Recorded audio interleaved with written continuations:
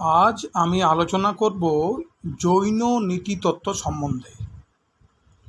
জৈন দর্শন ২৪ জন তীর্থঙ্করের বাণী। ঋষভদেব প্রথম তীর্থঙ্কর। নাথপুত্তা বর্ধমান মহাবীর হলেন জৈন ধর্মের শেষ তীর্থঙ্কর। অনুমান করা হয় যে তিনি গৌতম বুদ্ধের সমসাময়িক ছিলেন। খ্রিস্টপূর্ব ষষ্ঠ শতাব্দীতে উভয়ের আবির্ভাব। জৈন শব্দটি জিন শব্দ থেকে উদ্ভূত, যার অর্থ হল বিজেতা। ২৪ জন তীর্থঙ্করকে জিন বলা হয় কারণ তারা রাগ, দেশ প্রভৃতি সব কামনা জয় করে মোক্ষ লাভ করেছেন। জৈনরা নিরীশ্বরবাদী। তারা শ্রদ্ধার সঙ্গে তীর্থঙ্করদের উপদেশ বিশ্বাস করেন। তীর্থঙ্কররা সত্যদ্রষ্টা, সর্বশক্তিমান এবং করুণাময়। তাদের উপদেশাবলী জৈন নীতিশাস্ত্রের ভিত্তি। পরবর্তীকালে জৈন সম্প্রদায় শ্বেতাম্বর ও দিগম্বর নামে দুটি সম্প্রদায়ে ভাগ হয়ে যায়। দিগম্বররা কঠোরভাবে ও নিষ্ঠার সঙ্গে নৈতিক সূত্রগুলি অনুশীলন করেন। শ্বেতম্বররা মানুষের সাধারণ দুর্বলতার সঙ্গে আপোষ করে চলার পক্ষপাতী। দিগম্বররা বস্ত্র পরিধান করেন না, শ্বেতাম্বর শুভ্র বস্ত্র পরিধান করেন। জৈন নীতিতত্ত্ব জৈন দর্শনের গুরুত্বপূর্ণ দিক, কারণ জৈন অধিবিদ্যা ও জ্ঞানতত্ত্ব উভয়ই সম্যক আচরণের প্রস্তুতি পর্ব। সম্যক আচরণের মাধ্যমে জীবের মোক্ষ লাভ হয়।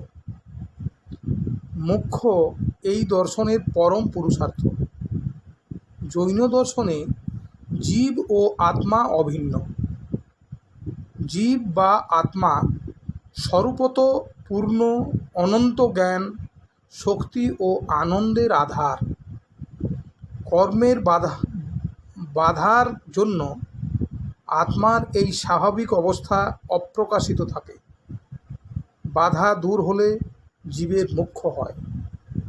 মোক্ষ অবস্থায় আত্মার বন্ধন মুক্তি হয় ও জীব স্বরূপে অবস্থান করে। জৈনরা কর্মবাদে বিশ্বাসী। সকাম কর্মের ফলভোগের জন্য জীব দেহ ধারণ করে, বারবার জন্মগ্রহণ করে। অজ্ঞান বা মিথ্যা জ্ঞানের জন্য আত্মার সঙ্গে কর্মের সংযোগ ঘটে। আত্মায় বিশেষ কর্ম পুদ্গলের অনুপ্রবেশ ঘটলে আত্মা বিশেষ ধরনের দেহ ধারণ করে। মিথ্যা জ্ঞানের জন্য আত্মা নিজেকে দেহের সঙ্গে অভিন্ন মনে করে। জীব জাগতিক দুঃখ কষ্ট ভোগ করে। এই অবস্থাকে জীবনে বদ্ধ দশা বলা হয়। পূর্বজন্মের কৃতকর্মের ফলভোগ পূর্ণ হলে বা কর্মক্ষয় হলে জীবের মোক্ষ লাভ হয়। জৈন মতে বন্ধন দুই প্রকার: ভাববন্ধন ও দ্রব্যবন্ধন। আত্মায় কর্মের অনুপ্রবেশের ফলে উভয় প্রকার বন্ধনের সৃষ্টি হয়। কর্মের অনুপ্রবেশ বন্ধ করার জন্য দুই প্রকার নিয়ন্ত্রণ আছে: ভাব সম্বর ও দ্রব্য সম্বর। ভাব সম্বর হল অহিংসা, সত্য ভাষণ, চৌর্যবৃত্তি পরিহার, যৌন নিয়ন্ত্রণ, প্রবৃত্তি বা কামনার বস্তু পরিহার। পবিত্রতা, জীব কীটপতঙ্গ জীবনহানি না করা, মধুর ও পবিত্র ভাষা ব্যবহার করা, দেহ, বাক্য ও মনকে নিয়ন্ত্রণ করার অভ্যাস করা, ক্ষমা, রাগ, দ্বেষ বর্জন করা, সত্য কথা ও স্পষ্ট কথা বলা এবং পরিষ্কার পরিচ্ছন্ন থাকা। আত্মার জড়দেহ ধারণ হলো আত্মার দ্রব্য বন্ধন। দ্রব্য সম্বর হলো দ্রব্য বন্ধন থেকে মুক্ত হবার উপায়। বন্ধনমুক্ত আত্মা সংসারের ঊর্ধ্বে উঠে জগতের উপরিস্থিত সিদ্ধশালায় গমন করে এবং সেখানে অবস্থান করে।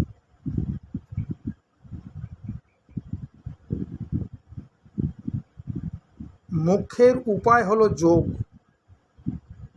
সম্যক জ্ঞান, সম্যক শ্রদ্ধা এবং সম্যক চরিত্র। এই তিনটির অনুশীলন হলো যোগ। এই তিনটি গুণ জৈন নীতিশাস্ত্রকারদের মতে ত্রিরত্নের সমতুল্য।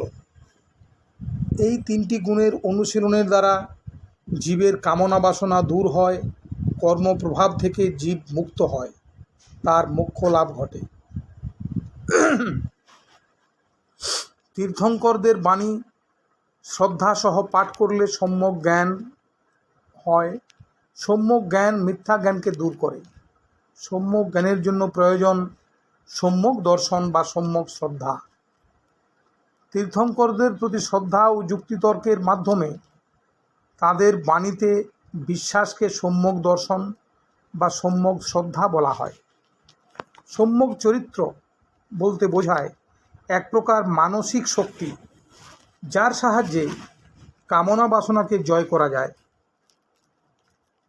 বাক ও চিন্তাকে সংযত করা যায়। উমার স্বামী এই তিনটিকে জৈন নীতিশাস্ত্রের মূল বাণী বলে অভিহিত করেছেন। জৈন নীতিশাস্ত্রে সম্যক জ্ঞান, সম্যক দর্শন ও সম্যক চরিত্রের উপর জৈন নীতিশাস্ত্র বেশি গুরুত্ব দিয়েছে। কারণ সম্যক চরিত্র গঠন হলে আত্মায় পুদ্গল পরমাণু ধ্বংস হয়, নূতন পুদ্গল পরমাণুর অনুপ্রবেশ বন্ধ হয়।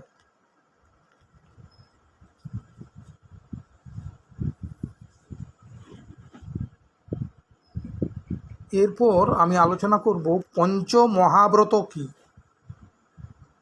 জৈন নীতিশাস্ত্রে সম্যক চরিত্র গঠনের উপর বেশি গুরুত্ব দেওয়া হয়, কারণ সম্যক চরিত্র গঠন হলে আত্মায় পুদ্গল পরমাণু ধ্বংস হয়, নূতন পুদ্গল পরমাণুর অনুপ্রবেশ বন্ধ হয়। সম্যক চরিত্র বলতে বোঝায় এক প্রকার মানসিক শক্তি, যার সাহায্যে কামনা বাসনাকে জয় করা যায়। পঞ্চমহাব্রত পালনে সম্যক চরিত্র গঠন হয়। সম্যক চরিত্র গঠনের মাধ্যমে আত্মা মোক্ষ লাভ করে। উপনিষদের দার্শনিকবৃন্দ পঞ্চমহাব্রত পালনের কথা বলেছেন। বৌদ্ধ দর্শনেও পঞ্চশীলে পঞ্চমহাব্রতের উল্লেখ আছে। বাইবেলও 10 কমান্ডমেন্টস এই নীতিগুলির উল্লেখ আছে, কিন্তু জৈন দর্শনে এই নীতিগুলি অনুসরণের উপর অত্যধিক গুরুত্ব দেওয়া হয়েছে। এই 5টি মহাব্রত হল অহিংসা, সুনৃত, অস্তেয়, ব্রহ্মচর্য এবং অপরিগ্রহ। অহিংসা ব্রতের অর্থ হল সর্বজীবে প্রেম, সব রকম প্রাণীর, সচল এবং নিশ্চল প্রাণীর ক্ষতি সাধন থেকে বিরত থাকা। সুনৃত শব্দের অর্থ হল মিথ্যা কথন থেকে বিরত থাকা। সুনৃত মহাব্রতের তাৎপর্য হল হিতকারী সত্য কথন। হিতকারী সত্য কথন নৈতিক উন্নতির সহায়ক। হিতকারী সত্য কথনের জন্য জীবকে লোভ, ভয়, ক্রোধ জয় করতে হয়। এগুলি চরিত্র গঠনের সহায়ক। অস্তেয়। অস্তেয় শব্দের অর্থ হল চৌর্যবৃত্তি থেকে বিরত থাকা। অপরের সম্পদ রক্ষা জীবন রক্ষার মতো পবিত্র কর্তব্য, কারণ সম্পদ জীবন ধারণের জন্য প্রয়োজনীয় শর্ত। সুতরাং অপরকে সম্পদ থেকে বঞ্চিত করার অর্থ হল তাকে জীবনযাপনের অন্যতম শর্ত থেকে বঞ্চিত করা। এই ব্রতটি অহিংসা ব্রত এর অঙ্গ। ব্রহ্মচর্য। দেহ, মন ও বাক এই তিনটি ক্ষুধা পরিহার বা এই তিনটিকে সংযত করাই ব্রহ্মচর্য শব্দের প্রকৃত তাৎপর্য। সব রকম কাম বা কামনা বাসনা থেকে নিবৃত্ত থাকতে হবে, আত্মসমালোচনা করতে হবে, তবেই এই ব্রত পালন করা যাবে। অপরিগ্রহ। বিষয়াসক্তি পরিহারকে অপরিগ্রহ বলা হয়েছে। পঞ্চ ইন্দ্রিয়ের বিষয় শ্রুতিমধুর শব্দ, স্পর্শ, বর্ণ, আস্বাদ, গন্ধ এইগুলি জীবের বন্ধনের কারণ হয়। সুতরাং এইগুলি পাওয়ার আকাঙ্ক্ষা থেকে মনকে নিবৃত্ত করতে হবে। অবশ্য আচরণের এই কঠোর নিয়ম কেবলমাত্র সন্ন্যাসী বা সাধকের ক্ষেত্রেই প্রযোজ্য। গৃহী সৎ পথে অর্থ উপার্জন করবে, সৎ ব্যক্তির আচরণ অনুসরণ করবে, সৎ পরিবারের মেয়েকে বিবাহ করবে, দেশের প্রথা মেনে চলবে। সন্ন্যাসীর কাছে এই 5টি মহাব্রত, কিন্তু গৃহীর কাছে এগুলি অনুব্রত। গৃহী এই 5টি মহাব্রত আংশিকভাবে পালন করবেন, সন্ন্যাসী কঠোরভাবে এই ব্রত পালন করবেন।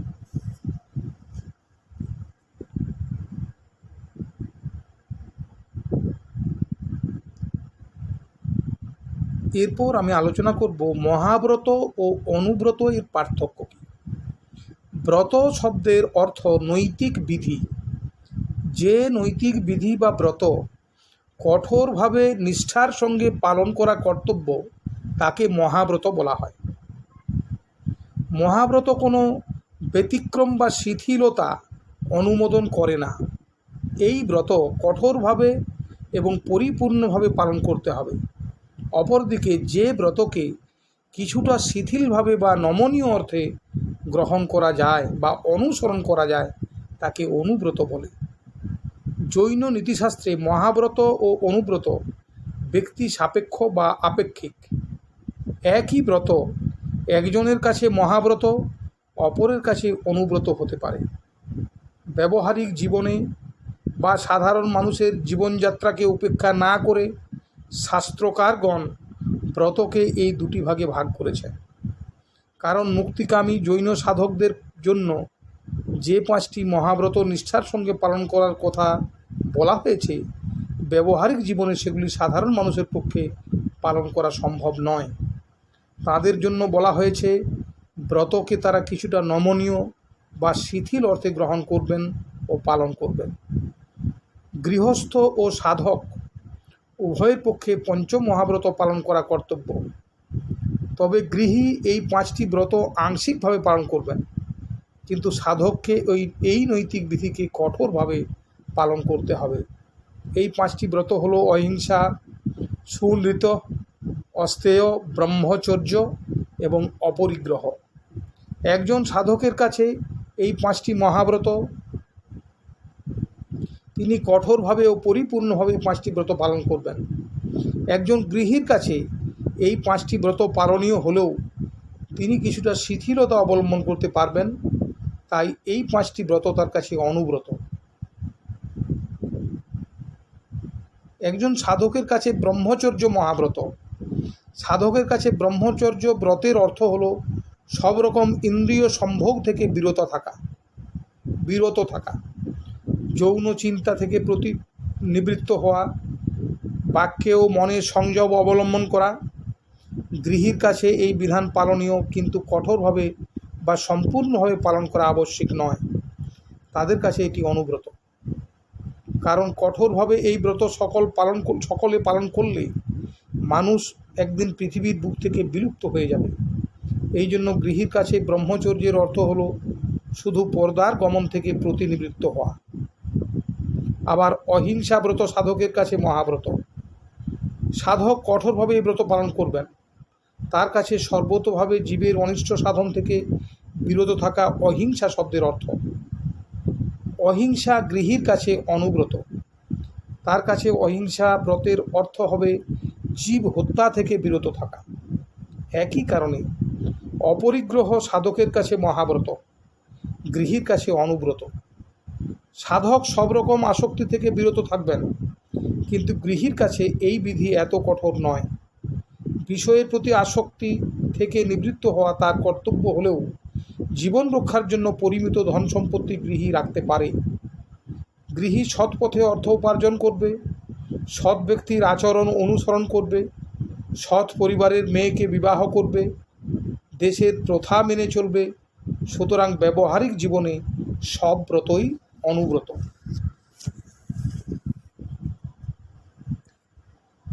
জৈন মতে অহিংসা কি? না, সম্যক চরিত্র মোক্ষ লাভের তৃতীয় শর্ত। সম্যক চরিত্র গঠনের জন্য যে পঞ্চ মহাব্রত পালনের নির্দেশ জৈন নীতিশাস্ত্রে দেওয়া হয়েছে তাদের মধ্যে প্রধান মার্গ হল অহিংসা। যে কোনো আচরণের নৈতিক বিচার অহিংসা নীতির পরিপ্রেক্ষিতে করা হয়। সর্বজীবে প্রেম জৈন নীতিতত্ত্বের বাণী। অহিংসাব্রত এই নীতিবাক্যের ফলশ্রুতি। জৈন নীতিশাস্ত্রে অহিংসা শব্দের ব্যাপ্তি খুবই বেশি। কেবল প্রাণী হিংসা থেকে বিরত থাকা অহিংসা শব্দের অর্থ নয়। চিন্তা, বাক ও কর্মে সব রকম হিংসা থেকে বিরত থাকা অহিংসা শব্দের প্রকৃত তাৎপর্য। আবার নিজে হিংসা থেকে বিরত থাকা যেমন কর্তব্য, তেমনি অপরকে দিয়ে হিংসা করানো বা অপরের হিংসাত্মক কাজকে সমর্থন না করাও আমাদের কর্তব্য। আবার কেবলমাত্র সচল প্রাণী নয়, নিশ্চল জীবকেও রক্ষা করা আমাদের কর্তব্য। জৈন নীতিশাস্ত্রের আদর্শ হল জীবনকে বাঁচিয়ে রাখা, প্রাণকে সব রকম আঘাত করা থেকে বিরত থাকা। সুতরাং সচল ও নিশ্চল উভয় প্রকার জীবনকে রক্ষা করা আমাদের কর্তব্য। এই কারণে জৈন সাধকরা নাকে কাপড় ঢেকে রাখেন, পাছে তাদের নিঃশ্বাস প্রশ্বাসে বায়ুতে ভাসমান প্রাণের ক্ষতি হয়। অবশ্য একজন জৈন সাধকের কাছে অহিংসা মহাব্রত হলেও একজন গৃহীর কাছে অহিংসা অনুব্রত। গৃহীর প্রতি নির্দেশ হলো যতদূর সম্ভব তারা জীবনে অহিংসা ব্রত পালন করবেন। গৃহীর ক্ষেত্রে অহিংসা নীতির উপর ভিত্তি করে যেসব কর্তব্য স্থির করা হয়েছে সেগুলি হলো দিগবিরতি, যাতে জীবের কোনো ক্ষতি না হয় তার জন্য নির্দিষ্ট অঞ্চলে ক্রিয়াকলাপ সীমাবদ্ধ রাখতে হবে। চলাফেরা, কথা বলা, জীবিকা প্রভৃতি বিষয়ে সাবধানতা অবলম্বন করতে হবে যাতে কীটপতঙ্গের কোনো ক্ষতি না হয়। গুপ্তি, কায়িক, বাচনিক ও মানসিক সংযম করতে হবে। মদ্যপান, মাছ মাংস ভক্ষণ, মাখন, দুধ, বিশেষ প্রকারের শাকসবজি বর্জন, নির্দিষ্ট সময়ে ও স্থানে খাদ্য গ্রহণ, শুদ্ধ ভদ্রভাবে কথা বলা, ভিক্ষা গ্রহণ প্রভৃতি এর অঙ্গ। শত্রুকে হত্যা করা বা দৈহিক নির্যাতন করা থেকে বিরত থাকা। যে কৃষিকাজের ফলে কীটপতঙ্গ ধ্বংস হতে পারে সেই রকম কৃষিকাজে মানুষকে বিরত রাখা অহিংসার অন্তর্ভুক্ত। জুয়া খেলা, কামোদ্দীপক বই পড়া, যাত্রা, সিনেমা দেখা, নাচ গানের আসরে যাওয়া প্রভৃতি থেকে বিরত থাকা গৃহীর কর্তব্য। ধর্মমার্গ থেকে চ্যুত না হওয়া, সাধু চরিত্র অর্জন করা, সব মানুষকে সমান ভাবা, প্রত্যেকের প্রতি সম আচরণ করা গৃহীর কর্তব্য। এইভাবে অহিংসাব্রত অনুশীলনের মাধ্যমে প্রবৃত্তি, ইন্দ্রিয়, চিন্তা, বাক, কর্ম নিয়ন্ত্রিত হয়। আত্মায় নূতন কর্মপুদ্গলের অনুপ্রবেশ বন্ধ হয়, পুরাতন কর্মফল ক্ষয় হয়। ক্রমে জীব সব রকম পুদ্গলকে অপসারিত করে বন্ধন মুক্ত হয়। জৈন নীতিশাস্ত্রের নির্দেশিত পঞ্চ মহাব্রত অভিনব নয়। উপনিষদের দার্শনিকবৃন্দ ইতিপূর্বেই এগুলি উল্লেখ করেছেন। বৌদ্ধরা যে পঞ্চশীলের উল্লেখ করেছেন তার সঙ্গে পঞ্চ মহাব্রতের সাদৃশ্য আছে। বাইবেলে 10 কমান্ডমেন্টস এগুলির উল্লেখ করা যায়। তবে জৈন নীতিশাস্ত্রের স্বকীয়তা হলো এগুলি কঠোরভাবে অনুসরণের নির্দেশ এই শাস্ত্রে দেওয়া হয়েছে।